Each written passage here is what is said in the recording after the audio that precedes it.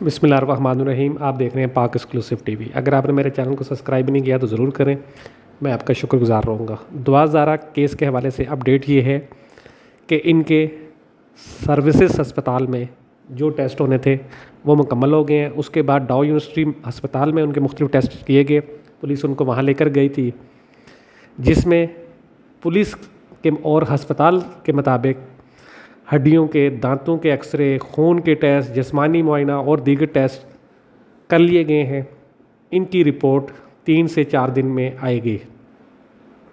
دعا زارہ کو پولیس ہسپتال سے لے کر روانہ ہو گئی ہے.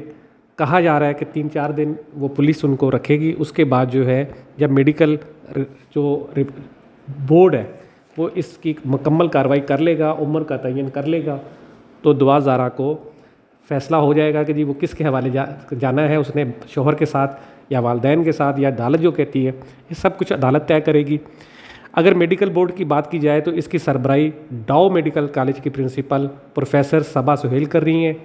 ان کے ساتھ doctor Sikandar Rafiq, doctor Rani, professor Nazli, doctor Ramla Naz, professor Shah Jahan, police surgeon doctor Iqbal, doctor Sumaiya, doctor Zubair Agha اور دیگر میڈیکل کے شعبے سے تعلق رکھنے والے افراد اس بورڈ میں شامل ہیں. یہ سب افراد کی جو رائے ہوگی وہ ایک رپورٹ کی شکل میں جو اس بورڈ کی سربراہ ہیں پروفیسر صبا سہیل, وہ حکومت کو اور عدالت کو بتائیں گی کہ جی یہ ہے اس کی میڈیکل رپورٹ اور یہ ہے اس کی عمر.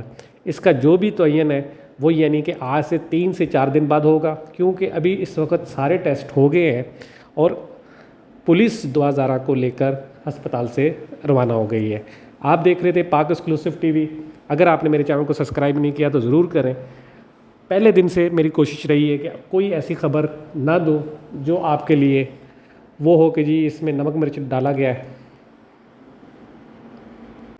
اس سے پہلے اگر بات کی جائے تو آج ایک اور کیس تھا جو دوسری عدالت میں تھا, جس میں جو ہے ان کے والد نے کیس کیا تھا کہ تفتیشی افسر کو تبدیل کر دیا جائے.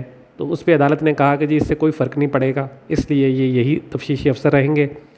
اور اس سے پہلے اگر پرانی بات کی جائے یعنی کہ پچھلے مہینے کی, تو 8 جون کو ہائی کورٹ نے فیصلہ دیا تھا کہ دعا زارہ کو اس کے شوہر کے ساتھ جانے کی اجازت دی تھی اور کہا تھا کہ وہ اپنا فیصلہ خود کر سکتی ہیں.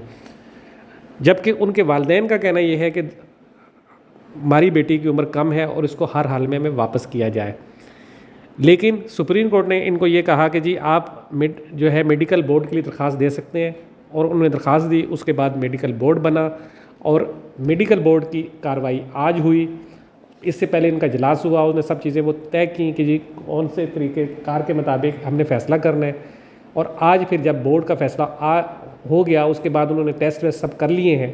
اب یعنی کہ بورڈ کے مطابق اس چیز کا فیصلہ 3 سے 4 دن میں رپورٹس آئیں گی. اس کے بعد وہ ایک میٹنگ کریں گے جس میں ساری چیزوں کا جائزہ لینے کے بعد میڈیکل بورڈ جو ہے وہ ایک اپنی رائے قائم کرے گا, اور اس سے جو ہے عدالت کو جس کے حکم پر یہ بورڈ تشکیل دیا گیا اس کو آگاہ کر دیں گے. یہ ہے ریئل اور اصل صورتحال جو اس کیس کی ہے. باقی جو کچھ بہت سے لوگ نمک مرچ مسالہ ڈال کے پیش کر رہے ہیں وہ ایک الگ کہانی ہے.